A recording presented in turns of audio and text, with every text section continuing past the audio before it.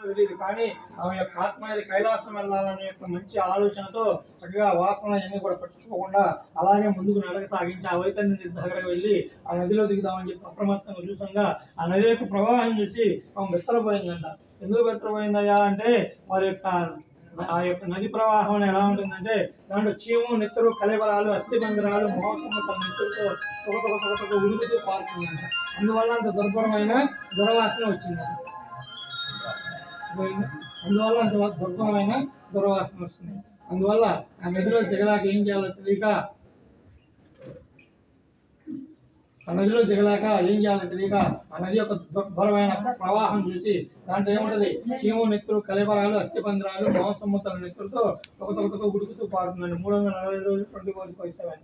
కాబట్టి ఆ నదిలో దగ్గర ఏం చేయాలో దిక్కుదోచక అటు వెళ్దామంటే ద్వారపాలకు తీసుకువెళ్ళమన్నారు.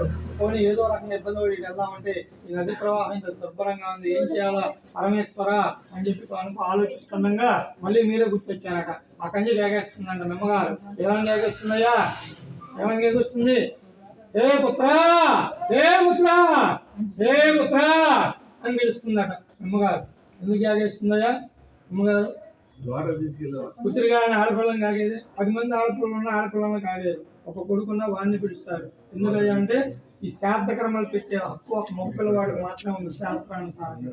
అందువల్ల ఆ పొన్నామ నరకాన్ని తప్పించామని కొడుకు అంటారు. కాబట్టి హే పుత్ర నాయన ఈ పొన్నామ నరకాన్ని తప్పించిన ఆయన అంటారు, పెద్దలు చెబుతారు. అందుకే పొన్నామ నరకాన్ని తప్పించామని కొడుకు బతుకుండంగా కూడా నలుగురికి ఉపకారం చేసి నలుగురికి మేలు చేస్తే ఆ కైలాసం వెళ్తాం ఆయన నరకం పడకుండా అని చెప్పి చెప్తారు. చూసావా, ఈ నరకం అనేది అక్కడ కనిపిస్తున్నారు, కనబడదు. కాబట్టి నలుగురు ఉన్నన్నారు కూడా నలుగురితో మంచిగా ఉంది. ఆ శ్రాద్ధకర్మలు చేసే హక్కు ఒక మగపిల్ల వారికి మాత్రమే ఉంటుంది. కాబట్టి